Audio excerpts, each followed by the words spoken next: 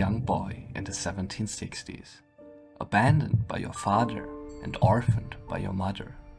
You're living in the West Indies, surrounded by the harsh realities of slave trade. Your life is tough. But then something extraordinary happens. Your talent for writing takes you on a voyage to a whole new world. A voyage that you would never forget.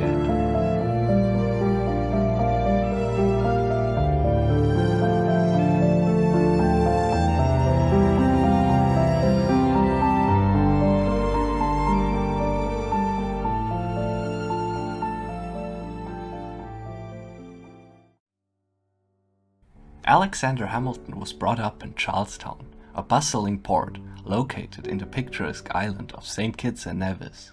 These islands were among the first destinations of Spanish seafarers on their way to America.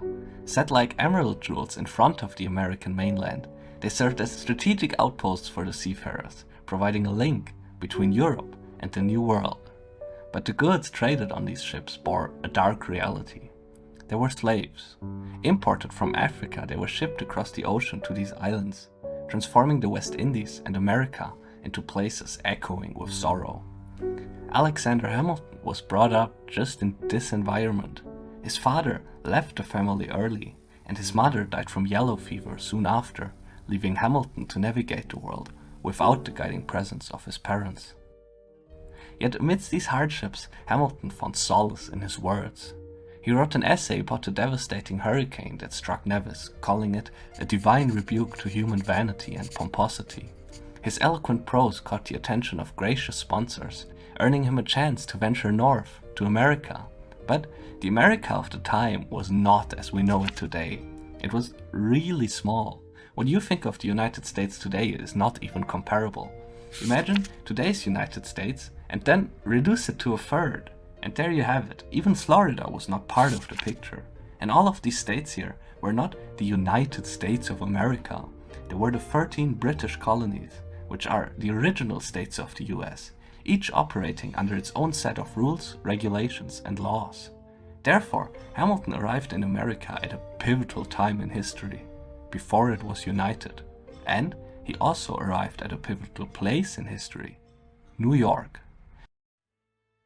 But don't be fooled, the New York of the time was a modest town of fewer than 25,000 people, a fraction of today's population. Despite it was still the largest city in America. Here, Hamilton found a new home at King's College, now known as Columbia University. But he barely had any time to arrive, because soon after, a war ensued that was supposed to change history forever. This war became known as the American Revolution. Hamilton, who was not one to watch from the sidelines, joined the Americans in their fight against Great Britain, which viewed America as part of its empire. Ready to fight for the nation he just barely arrived in, he participated in several successful battles, and, as fate was to have it, through his whaler he earned an invitation to serve as an aide and lieutenant colonel to none other than George Washington. Back then, George Washington was probably the most famous person in America. He was the leading general of the Continental Army and a figure beloved by many people. This position allowed Hamilton to draft and deliver letters to some of the most influential people of the time. And after 5 years of serving as Washington's aide, Hamilton could replicate the tone, interests, and ideas of George Washington in almost all of his drafted letters. But he not only got insights into the most confidential and important strategies of the war, through his powerful position, he was also able to shape part of what would happen after the war. After 2 years of fierce fighting, the American people declared their independence. Therefore was born a newly independent country with the name the United States of America. But it wasn't as united as it may sound. There were two factions. One wanted all 13 states to be able to have their own rules and internal laws, and the other faction, which included Alexander Hamilton, wanted all states to be united and have a federal system, which means the government is centralized and all states are governed nationally. With independence achieved, a pressing question loomed. Who should be the boss? Who will become the president and lead this fledgling nation? While many names were floated, one stood out from the rest: George Washington. His calm demeanor, fair-mindedness, and willingness to seek compromises, though deemed boring by some modern standards, made him an ideal choice. Not one to lean into extremes, Washington was the perfect shepherd to guide the nation through its infancy, and Hamilton was right there with him.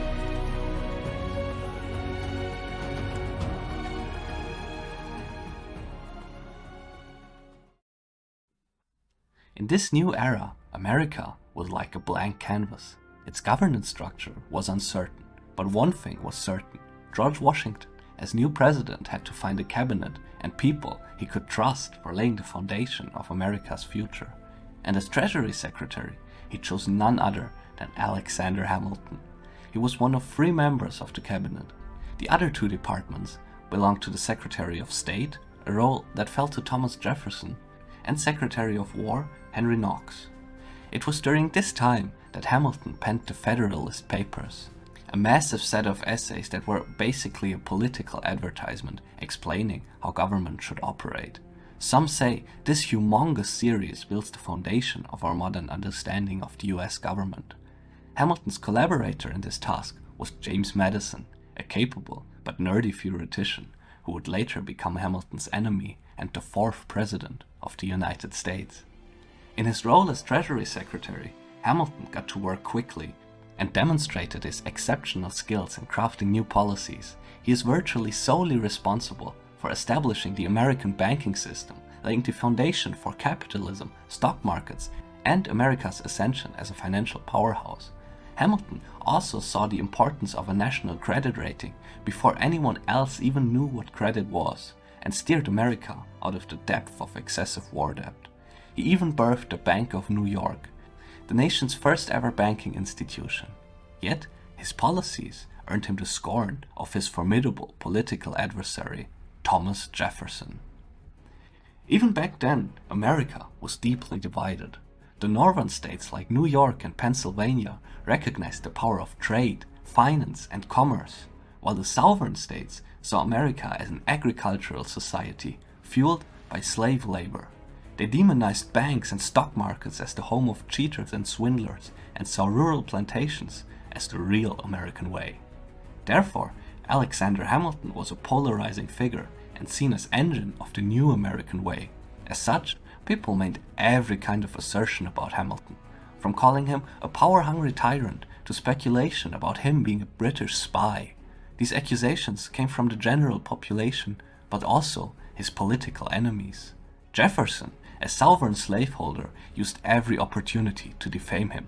Whispers in the corridor of power even suggested that it was Hamilton, not Washington, who was the de facto ruler, orchestrating a shadow government. Yet, Washington respected Hamilton as a brilliant theoretician and extraordinary thinker, while when he joined the army, Hamilton was a servant and inferior to Washington. Through time, Washington started to esteem him. He valued his tremendous capabilities and even began to treat him as a colleague and dear friend. Washington often turned to Hamilton for policy guidance. In response, Hamilton would dissect the complex issues and return not with a simple answer, but with a comprehensive analysis. To Washington, Hamilton was a sentient policy engine, simplifying the complex and guiding Washington's decision-making process. Yet, let it not be misunderstood that Washington was ever under Hamilton's control.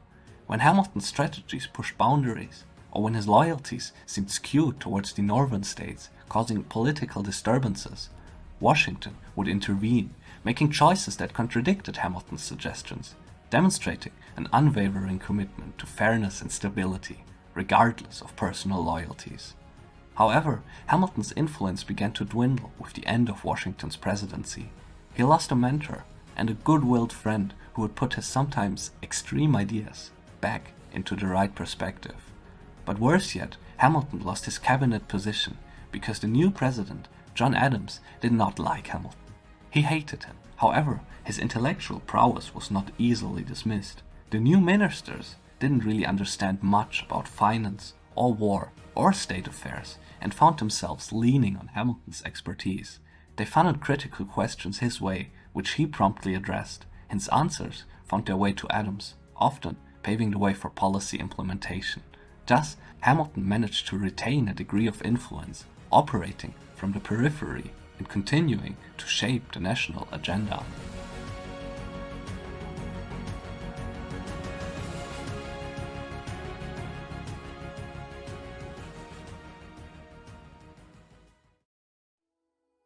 Outside the realm of public office, Hamilton excelled as a lawyer with supreme rhetorical abilities and impeccable reasoning. He was happily married to Eliza Schuyler, a devoted and affectionate wife, with whom he had 8 children. At this time in his life, Hamilton could have stepped down from public office, focused on his New York estate and the upbringing of his children. However, Hamilton was too deep into politics. He wanted to regain his status and could not stand the loss of political influence. He was determined to rise back to the top. As a young upstart from the West Indies, Hamilton's life and career had been excessively remarkable.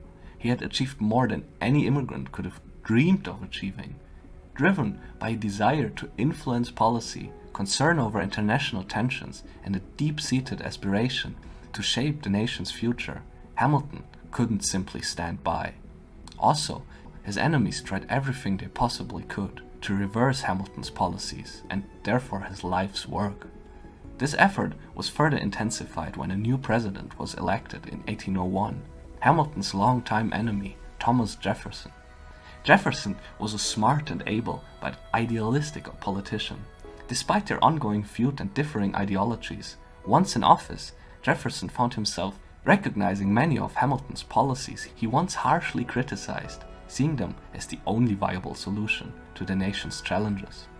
Around this time, Hamilton's life intertwines with another historical figure, Aaron Burr. Both men, New York lawyers and politicians, had crossed paths numerous times since Hamilton's arrival in the city. Burr, now the vice president under Jefferson, got into this job more as a result of a skilled intrigue than merit or popularity. As a matter of fact, Jefferson hated Burr as much as he hated Hamilton. Aaron Burr was in politics for one simple reason: Aaron Burr. As vice president, he was largely sidelined by Jefferson and his administration. When Jefferson sought re-election, he did everything in his power to ensure Burr would not stand for a second term. Meanwhile, Hamilton moved into a fabulous house in the forests of New York, overseeing the Hudson River. Since his forced political absence, he had a lot of opportunity to watch his children glow and flourish. But for his public service, for laying the groundwork of the American financial system, for his relentless dedication to the US Constitution, and for defending America's freedom in the Revolutionary War, he was not recognized at his true value. He was barely recognized. Despite the outlook on his life, he could not live without politics. But that was the problem, because while in the government, he could create a manual for its workings based on his vast theoretical understanding and knowledge. Outside of government, he was a fish out of water, struggling to push his cause amid the cutthroat arena of political maneuvering. Both Aaron Burr and Alexander Hamilton found themselves at a low point in their political career. Yes, in their whole life. Burr one day got word that Hamilton called him dangerous and untrustworthy in a private conversation. Burr, who much of his life saw Hamilton as responsible for his second-rank status in politics and law, decided he had to take action and wrote a challenging letter to Hamilton, angrily confronting him about the remarks. Hamilton was surprised and unable to recall exactly what he might have said. He felt he did not do any wrong. Burr would not take a no for an answer, but Hamilton, sure of himself, proved to be unwilling to apologize. With neither man willing to yield to the other's demands, Burr takes the ultimate step. He challenges Hamilton to a duel. Duels back then were not allowed, but common. It was a matter of honor. When someone felt they'd been disrespected, they could challenge the offender to a duel. This duel can take place, but it does not have to, and oftentimes it did not. The use of a duel was to restore the honor, not kill. So if the other party is willing to offer an apology and take back what they have said, the duel was called off, and both parties could go their separate ways. By not apologizing, Alexander Hamilton accepted the duel, stoically. Despite appearing naive and stubborn for not simply apologizing, there was more to this decision. Throughout his career, Hamilton always guarded his reputation fiercely. The insecurities and pain of his early upbringings showed blemishes in his later years, and there was hardly anything more important to him than being perceived well in the public eye. It defined his self-worth. Furthermore, as a general of the US Army, he had a haunting fear of being perceived weak, unfit to lead an army if he backed down from this challenge. This mix of personal history and political considerations led him to decide he must accept the duel. But he made a resolute decision. He would not shoot Burr. He would shoot away. Against all rational advice and begging from his friends, Hamilton would not change his mind. He was determined to show up, and even more determined to shoot away, despite knowing this may mean his death. This decision was very stoic, especially since he had given the same advice to his son, who died in a duel the previous year. But Alexander Hamilton was determined to go through with it. He did not know if Burr would also shoot away, but he knew the implications. If Burr were to shoot him, his political career would definitely be ruined forever.